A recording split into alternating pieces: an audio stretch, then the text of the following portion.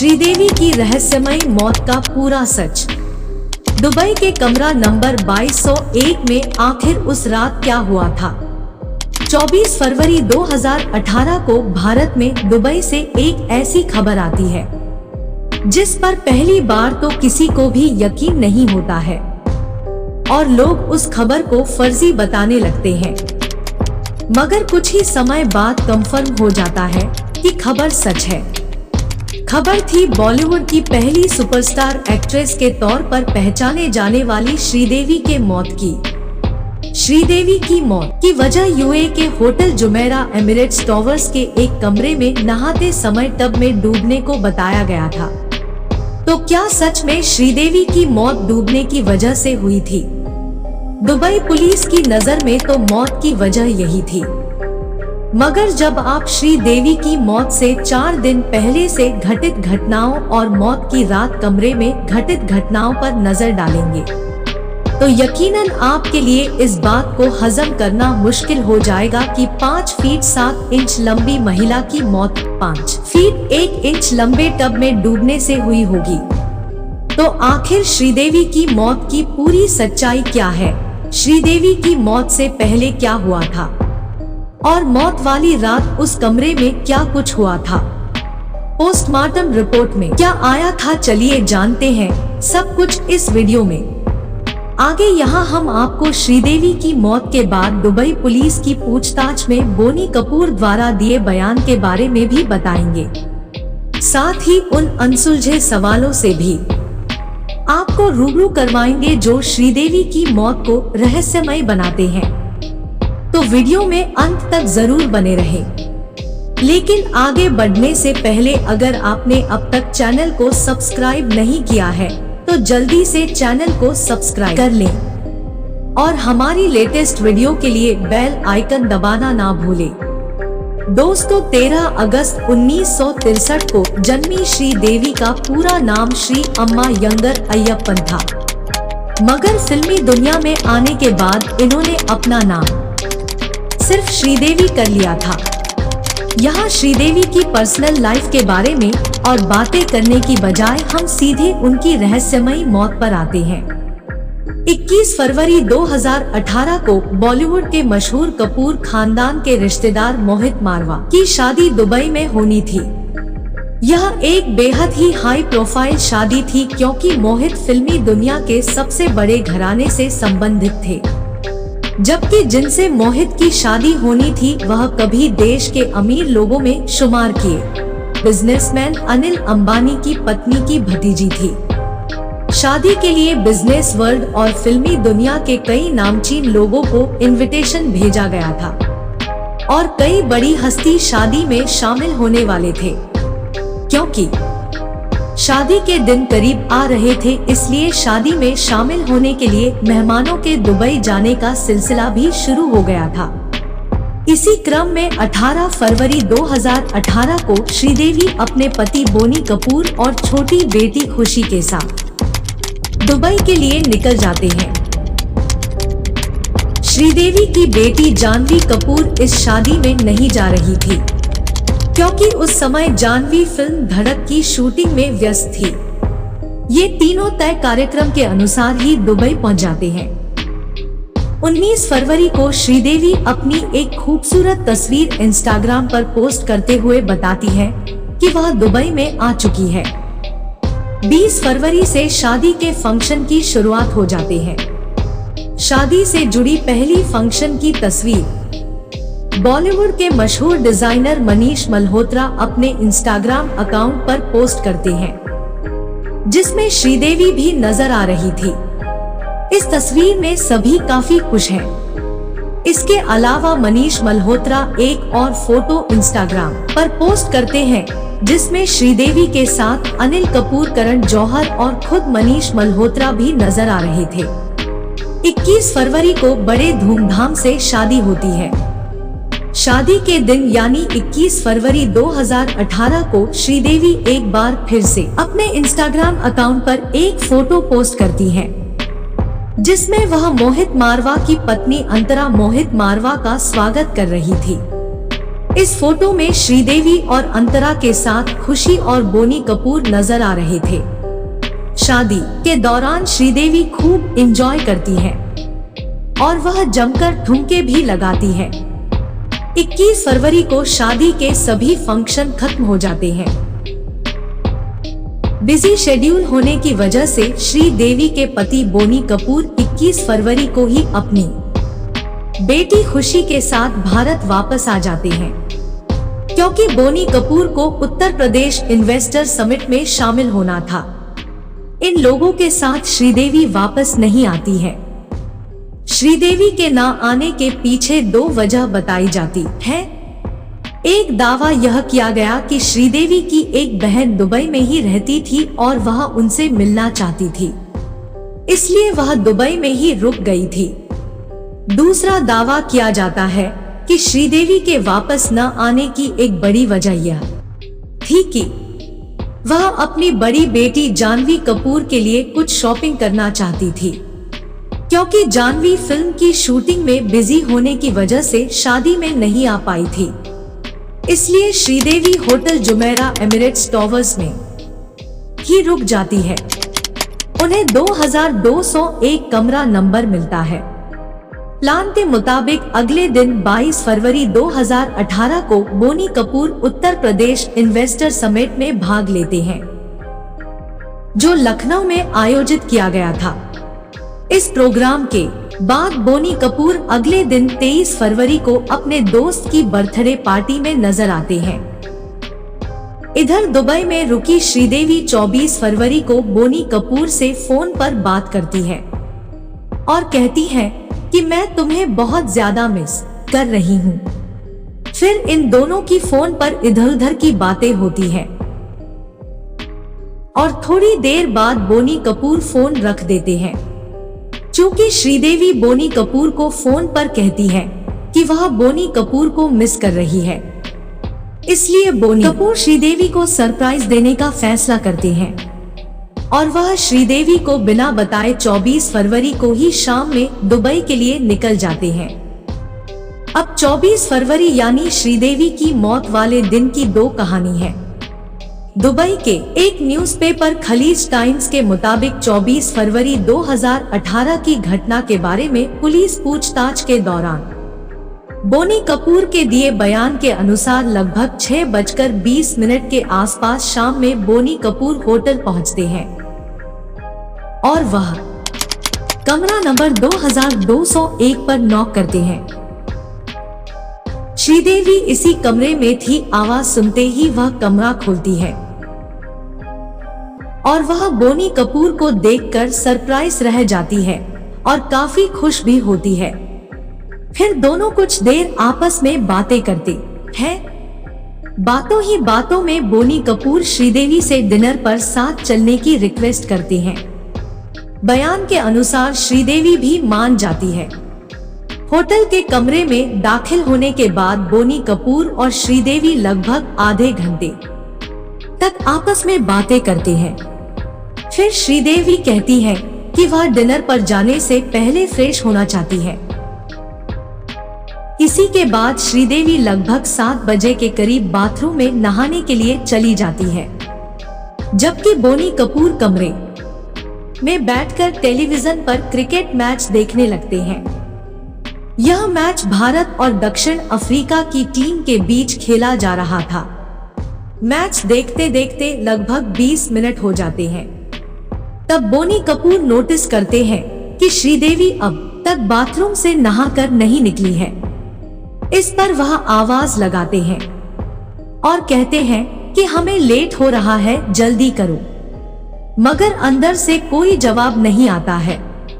इसके थोड़ी देर बाद बोनी कपूर उठकर बाथरूम के करीब जाते हैं और वहां पर खड़े होकर आवाज लगाते हैं, मगर इस बार भी उन्हें अंदर से कोई जवाब नहीं मिलता है। अब इसके बाद बोनी कपूर बाथरूम के अंदर झांक कर देखते हैं तो श्रीदेवी कहीं नजर नहीं आती है। हड़बड़ाहट के साथ बोनी कपूर सीधे बाथरूम के अंदर पहुंच जाते हैं।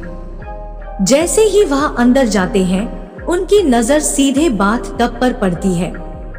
जो पूरी तरीके से पानी से भरा हुआ था और श्रीदेवी उसी में औंधे मूंग पड़ी हुई थी।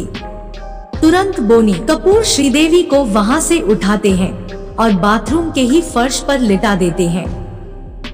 वह लगातार श्रीदेवी को कई आवाज लगाते हैं, मगर श्रीदेवी के शरीर में किसी तरह की कोई हरकत नजर नहीं आती है। इसके बाद तुरंत बोनी कपूर अपने करीबी दोस्त को फोन लगाते हैं, जो उस समय दुबई में ही जुमेरा एमिरेट्स टॉवर्स होटल के करीब ही ठहरा हुआ था। वह तुरंत श्रीदेवी के कमरे में पहुंच जाता है। श्रीदेवी की स्थिति को देखते हुए दोस्त के आने के बाद होटल की इमरजेंसी डिपार्टमेंट में फोन किया जाता है और डॉक्टर आते ही कंफर्म कर देता है कि श्रीदेवी की सांसें थम गई है। फिर भी श्रीदेवी को अल रशीद हॉस्पिटल ले जाया जाता है। यहाँ भी डॉक्टर देखते ही कंफर्म कर देते हैं कि श्रीदेवी की मौत हो चुकी है। मौत की पुष्टि होने के बाद दुबई के स्थानीय समय के अनुसार रात के लगभग 9 बजे दुबई पुलिस को श्रीदेवी की मौत की खबर दी जाती है। तुरंत पुलिस भी आ जाती है और जांच पड़ताल शुरू हो जाती है। दुबई पुलिस की जांच में क्या खुलासा होता है वह हम आपको आगे बताएंगे। फिलहाल हम आपको बताते हैं कि श्रीदेवी के मौत वाले दिन की दूसरी कहानी क्या है। अगर आपने अब तक वीडियो ध्यान से देखा होगा तो आपको याद होगा कि हमने थोड़ी देर पहले बताया है कि उस दिन श्रीदेवी दुबई के मशहूर जुमेरा एमिरेट्स टॉवर्स होटल में ठहरी हुई थी। इसी होटल के सर्विस स्टाफ के एक मेंबर ने जो दावा किया था वह बोनी कपूर की कहानी से बिल्कुल ही अलग है। सर्विस स्टाफ के मेंबर के दावे के अनुसार 24 फरवरी 2018 की शाम को श्रीदेवी ने अपने कमरे से रूम सर्विस के लिए फोन किया और एक गिलास पीने का पानी लाने को कहा। स्टाफ के मुताबिक थोड़ी देर बाद होटल का एक स्टाफ पानी लेकर श्रीदेवी के कमरा नंबर 2201 के बाहर आ गया और वह डोर बेल बजाने लगा। काफी देर तक डोर बेल बजाने के बावजूद कमरा नहीं खुला।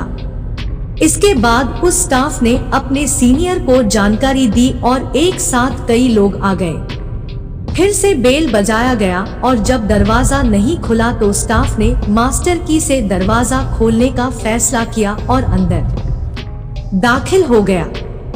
जैसे ही सर्विस स्टाफ अंदर गया तो श्रीदेवी वहां नहीं थी।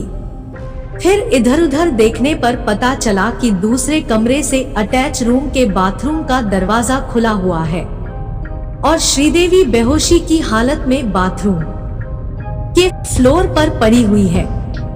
श्रीदेवी की इस हालत को देखकर तुरंत होटल की इमरजेंसी डिपार्टमेंट में फोन किया गया और मेडिकल टीम को बुलाया गया।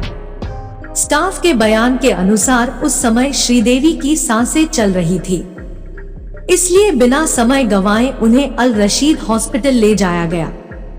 मगर यहाँ डॉक्टरों ने शुरुआती जांच के बाद ही कंफर्म कर दिया कि श्रीदेवी की डेथ हो गई है। इस तरह आप समझ गए होंगे कि बोनी कपूर के बयान में और स्टाफ मेंबर के बयान में जमीन आसमान का अंतर है। हैरानी की बात तो यह थी कि दुबई पुलिस ने होटल स्टाफ को अपनी जांच में आगे शामिल ही नहीं किया और जब दुबई की स्थानीय न्यूज़पेपर ने होटल स्टाफ के इस बयान को छापा तब भी दुबई पुलिस की ओर से इस दावे की जांच नहीं की गई, बल्कि पुलिस ने बोनी कपूर के बयान के अनुसार ही मामला दर्ज करते हुए जांच आगे बढ़ाई। 24 फरवरी 2018 को जब श्रीदेवी की डेथ कंफर्म हो गई तो दुबई पुलिस ने तुरंत लाश को अपने कब्ज में कर लिया और उसे पोस्टमार्टम के लिए भेज दिया गया। इधर यह खबर भारत में भी पहुंच गई, मगर आधिकारिक रूप से कपूर खानदान की ओर से श्रीदेवी को लेकर कोई बयान जारी नहीं किया गया था। हालांकि कुछ ही देर बाद बोनी कपूर के भाई संजय कपूर ने इस बात की पुष्टि कर दी कि श्रीदेवी की मौत दुबई में हो गई है। साथ ही उन्होंने बताया कि यह मौत सीवियर कार्डियक अरेस्ट यानी अचानक हृदय गति रुकने की वजह से हुई है। श्रीदेवी की मौत के तुरंत बाद इस पूरे मामले को दुबई पुलिस ने अपने हाथों में ले लिया था, लेकिन बाद में इस मामले को दुबई पब्लिक प्रोसिक्यूशन को दे दिया और अब यही टीम श्रीदेवी की मौत की जांच कर रही थी। खलीज टाइम्स के मुताबिक जांच की शुरुआत सबसे पहले बोनी कपूर से हुई थी। दुबई के एक बड़े अखबार का दावा था कि लगभग 3 से 4 घंटे तक बोनी कपूर से लगातार पूछताछ की गई, जबकि दुबई के एक दूसरे बड़े अखबार ने दावा किया कि बोनी कपूर से पूछताछ नहीं की गई है, बल्कि सिर्फ उनका बयान दर्ज किया गया है। कुल मिलाकर बोनी कपूर की पूछताछ के बाद उन्हें छोड़ दिया गया और शव को भारत लाने की प्रक्रिया शुरू हो गई। क्योंकि मामला काफी हाई प्रोफाइल था, इसलिए दुबई पुलिस काफी तेजी से और पूरी सावधानी के साथ इस मामले की जांच कर रही थी। 25 फरवरी को ही पोस्टमार्टम किया गया और उसमें जो खुलासा हुआ वह थोड़ा हैरान करने वाला था। दुबई पुलिस की फोरेंसिक जांच में खुलासा हुआ कि श्रीदेवी के शरीर पर शराब की आंश पाए गए हैं। इसके अलावा दूसरी जांच से भी कंफर्म हो गया कि मृत्यु के समय श्रीदेवी शराब के नशे में थी और नशे की हालत में वह बाथरूम में नहाने गई, जहां उनका बैलेंस बिगड़ गया और वह बाथरूम की ही टब में मुंह के बल गिर गई। फिर उन्हें संभलने का मौका नहीं मिला और इस कारण डूबने की वजह से उनकी मौत हो गई। पोस्टमार्टम रिपोर्ट में एक्सीडेंटल ड्राउनिंग को कॉज ऑफ डेथ बताया गया। इसके अलावा पोस्टमार्टम के दौरान यह भी साफ हो गया कि श्रीदेवी के फेफड़ों में बहुत ज्यादा पानी भर गया था। यह बात भी इस बात की ओर इशारा कर रही थी कि श्रीदेवी की मौत पानी में डूबने की वजह से ही हुई है। पोस्टमार्टम और कई जांच होने के बाद भी दुबई पुलिस श्रीदेवी की लाश को रिलीज नहीं कर रहा था, क्योंकि कुछ जांच और बाकी थी। कागजी कार्यवाही पूरी होने में समय लग रहा था। अगले कुछ दिनों की जांच में यह तलाशने की कोशिश की गई कि कहीं श्रीदेवी को जहर देकर तो नहीं मारा गया है, लेकिन जांच में किसी भी तरह के जहरीले पदार्थ श्रीदेवी के शरीर में नहीं मिले। जब दुबई पुलिस की नजर में श्रीदेवी की मौत की वजह बिल्कुल स्पष्ट हो गई, तो आखिरकार 27 फरवरी को दुबई पुलिस ने श्रीदेवी से जुड़े केस को बंद कर दिया और अब लाश को भारत भेजने की अंतिम तैयारी शुरू हो गई। भले ही यह मामला काफी हाई प्रोफाइल था, इसके बावजूद दुबई में कागजी कार्यवाही पूरी होने में काफी समय लग रहा था। उधर बोनी कपूर जल्द से जल्द श्रीदेवी के शव को भारत लाना चाहते थे ताकि उनका अंतिम संस्कार किया जा सके।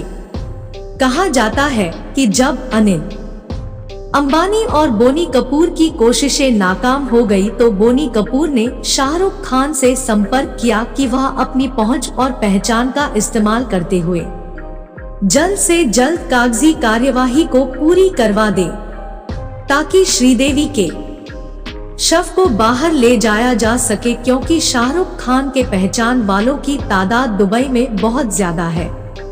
इसलिए प्रक्रिया में थोड़ी रफ्तार जरूर पकड़ी, मगर परिवार वाले आप भी संतुष्ट नहीं थे और जिस रफ्तार से कागजी कार्यवाही पूरी हो रही थी उस हिसाब से शव को भारत लाने में 1 हफ्ते से ज्यादा का समय लग सकता था। पूरा कपूर खानदान काफी परेशान था। इसी बीच उनकी मुलाकात यूएई में रहने वाले अशरफ थमारसरी नाम के शख्स हो गई। शायद आपने भी इस शख्स के बारे में पहले कभी नहीं सुना होगा, मगर यह शख्स मुसीबत के मारों के लिए किसी मसीहा से कम नहीं है। यूएई में जिनका कोई सहारा नहीं होता, उनका सहारा अशरफ थमारसरी ही बनते हैं। ये केरल के रहने वाले हैं। ये वर्षों पहले बतौर ट्रक ड्राइवर यूएई गए थे। इसी दौरान उन्होंने शुरू में ही देखा कि जब कोई विदेशी कामगार यूएई में मरता है तो उसके शव को भारत या उसके संबंधित देश भेजने में काफी परेशानी होती है। ऐसे में अशरफ ने लोगों की मदद करना शुरू कर दी और देखते ही देखते ये यूएई में बेसहारों का सहारा बनते चले गए। 2018 तक ये 5,670 शवों को भारत, पाकिस्तान, बांग्लादेश, इंडोनेशिया जैसे देशों में भेजे चुके थे। इनमें से 4,000 से ज्यादा लोगों के शव तो भारत ही आए थे। क्योंकि अशरफ अब तक हजारों लोगों के शव को भारत भेज चुके थे, इसलिए उन्हें अच्छे से पता था कि शव को भारत भेजने के लिए कौन कौन सी कागजी कार्यवाही पूरी करनी होती है और इन कामों को कैसे जल्द से जल्द कराया जा सकता है, इसका भी आइडिया अशरफ को था। इनकी पहचान सरकारी डिपार्टमेंट में भी काफी अच्छी खासी हो गई थी, इसलिए श्रीदेवी के शव को भी भारत भेजने का काम इन्होंने अपने हाथों में लिया और अपनी कोशिशों के दम पर बस कुछ ही घंटों में सभी पेपर क्लियर करवा लिए और आखिरकार 27 फरवरी की रात श्रीदेवी का शव भारत लाने का रास्ता साफ हो गया। दुबई से श्रीदेवी का शव अनिल अंबानी के पर्सनल चार्टर प्लेन से मुंबई लाया गया और यहां 28 फरवरी 2018 को मुंबई में पूरे राजकीय सम्मान के साथ श्रीदेवी का अंतिम संस्कार किया गया। भले ही श्रीदेवी का अंतिम संस्कार हो गया, मगर सवालों और कयासों का दौर यहां नहीं थमा, बल्कि बीतते समय के साथ एक के बाद एक कई सवाल उठते चले गए, जिसका जवाब ना तो कभी बोनी कपूर ने दिया और ना ही दुबई पुलिस ने उन सवालों के जवाब ढूंढने में कोई दिलचस्पी दिखाई। इसी वजह से कयास लगाए जाने लगे कि शायद श्रीदेवी की हत्या बेहद ही चालाकी से की गई है। तो चलिए अब हम उन सवालों पर नजर डालते हैं जो श्रीदेवी की मौत को रहस्यमय बनाता है और हत्या की थ्योरी को बल देता है। सबसे पहला सवाल तो यही है कि श्रीदेवी की मौत वाले दिन यानी 24 फरवरी को लेकर दो थ्योरी मीडिया में आई। एक कहानी थी कि श्रीदेवी को सबसे पहले बाथटब में गिरे हुए पहले बोनी कपूर ने देखा, जबकि दूसरी कहानी यह कहती है कि होटल के सर्विस स्टाफ में से किसी ने श्रीदेवी को बाथरूम के फ्लोर पर बेहोशी की हालत में देखा और वही लोग श्रीदेवी को होटल से हॉस्पिटल लेकर गए। अब ऐसे में सवाल है कि आखिर इन दोनों में किसका दावा सच्चा था। अगर इन दोनों थ्योरी की गहराई से जांच की जाती तो शायद वह सच बाहर आ सकता था, जो सभी की नजरों से आज तक ओझल है। दूसरा सवाल कुछ ऐसा है जो बोनी कपूर को ही सवालों के घेरे में खड़ा करता है। बोनी कपूर के बयान के अनुसार जब उन्होंने बाथरूम में जाकर देखा तो श्रीदेवी बाथटब में बेहोश पड़ी हुई थी और उन्होंने वहां से उन्हें निकालकर फिर उन्होंने अपने दोस्त को फोन किया। सबसे बड़ा सवाल तो यही है कि अमूमन इमरजेंसी के हालात में लोग तुरंत डॉक्टर की तरफ भागते हैं और डॉक्टर को याद करते हैं, मगर बोनी कपूर होटल के इमरजेंसी डिपार्टमेंट में कांटेक्ट करने की बजाय या किसी डॉक्टर को फोन करने की बजाय दोस्त को फोन करने में लग गए। दोस्त को फोन करने और दोस्त के होटल पहुंचने तक में काफी समय बीत गया। आखिर इतने समय तक बोनी कपूर खामोश क्यों रहे और उन्होंने श्रीदेवी को जल्द से जल्द अस्पताल ले जाने की कोशिश क्यों नहीं की? उन्होंने पुलिस को फोन क्यों नहीं किया और उन्होंने होटल की मेडिकल टीम से कांटेक्ट क्यों नहीं किया? इन सवालों के जवाब आज तक नहीं मिल पाए। श्रीदेवी की मौत के बाद डायरेक्टर सुनील सिंह ने खुलासा किया कि कुछ समय पहले ही ओमान में श्रीदेवी ने अपना 240 करोड़ रुपए का इंश्योरेंस करवाया था। इंश्योरेंस की शर्त यह थी कि अगर श्रीदेवी की नेचुरल डेथ होती है तो इस स्थिति में इंश्योरेंस कंपनी से उनके आश्रितों को 240 करोड़ रुपए की मोटी रकम दी जाएगी, मगर इस इंश्योरेंस की एक शर्त यह थी कि पैसा तभी मिलेगा जब श्रीदेवी की मौत दुबई में होगी। यह शर्त बहुत अजीब लगती है। फिर भी बड़े पैमाने पर इंश्योरेंस वाली थ्योरी ने सुर्खियां बटोरी और लोगों ने दावा किया हो ना हो शायद इंश्योरेंस की बड़ी रकम पाने के लिए ही यह पूरी साजिश रची गई हो। इसी दावे के साथ सुनील सिंह ने हाई कोर्ट और फिर सुप्रीम कोर्ट में श्रीदेवी के मौत की इंडिपेंडेंट जांच करवाने की अर्जी भी डाली थी, मगर उस अर्जी को खारिज कर दिया गया था। फिर भी इस इंश्योरेंस वाली थ्योरी और इंश्योरेंस के दुबई वाली शर्त को सिरे से नकारा नहीं जा सकता है। हैरानी की बात यह रही कि इस पर भी कभी कोई स्पष्ट जवाब बोनी कपूर की ओर से नहीं आया और ना ही दुबई पुलिस ने इस बात की जांच करने की कोई कोशिश की। इस पूरे मामले में जिसे श्रीदेवी की मौत की वजह माना जा रहा है, वही सबसे बड़ा सवाल भी पैदा करता है। कहा जाता है कि श्रीदेवी की मौत बाथटब में डूबने की वजह से हुई, जबकि बाद में कुछ मीडिया रिपोर्ट में खुलासा हुआ कि जिस होटल में श्रीदेवी ठहरी हुई थी, उस होटल के बाथटब की लंबाई महज 5 फुट 1 इंच थी, जबकि श्रीदेवी की कुल लंबाई 5 फुट 7 इंच थी। ऐसे में क्या यह संभव है कि कोई 5 फीट 7 इंच का व्यक्ति 5 फीट 1 इंच के बाथटब में डूब जाए? शायद यह तभी संभव है कि जब उसे कोई और बाहर से कंट्रोल कर रहा हो। मौत के कारणों को लेकर भी पहले कुछ और कहा गया और बाद में कुछ और ही खुलासा हुआ। भारत में श्रीदेवी की मौत की जानकारी देते हुए श्रीदेवी के देवर संजय कपूर ने कहा कि श्रीदेवी की मौत हार्ट अटैक से हुई है, जबकि पोस्टमार्टम में खुलासा हुआ कि श्रीदेवी की मौत डूबने की वजह से हुई है। तो आखिर यह हार्ट अटैक की बात कहां से आई? श्रीदेवी के कुछ करीबियों ने दावा किया था कि श्रीदेवी जरूर शराब पीती थी, मगर वह कभी भी इतना ज्यादा नहीं पीती थी कि कंट्रोल के बाहर हो जाए, बल्कि वह बहुत कम और कभी कभार ही पीती थी। ऐसे में एक सवाल उठता है कि शायद किसी ने जबरदस्ती उन्हें बहुत ज्यादा शराब पिला दी हो, जो उनकी मौत का कारण बना। शादी के बाद बोनी कपूर और उनकी बेटी खुशी कपूर दुबई से वापस आ गए थे, जबकि श्रीदेवी वहीं रुक गई थी। कहा गया कि श्रीदेवी अपनी बेटी जानवी के लिए शॉपिंग करने तथा अपनी बहन से मिलने के लिए रुक गई है, जबकि होटल रिकॉर्ड से पता चलता है कि 22 तारीख को इस होटल में चेकिंग करने के बाद अगले 48 घंटे तक यानी मौत के समय तक श्रीदेवी अपने कमरे से एक बार भी बाहर नहीं आई। तो जब वह शॉपिंग करने आई थी तो भला खुद को कमरे में बंद क्यों कर लिया था? क्या वहां कोई और था? आखिर कमरे से बाहर न आने की वजह क्या हो सकती है, कोई नहीं जानता।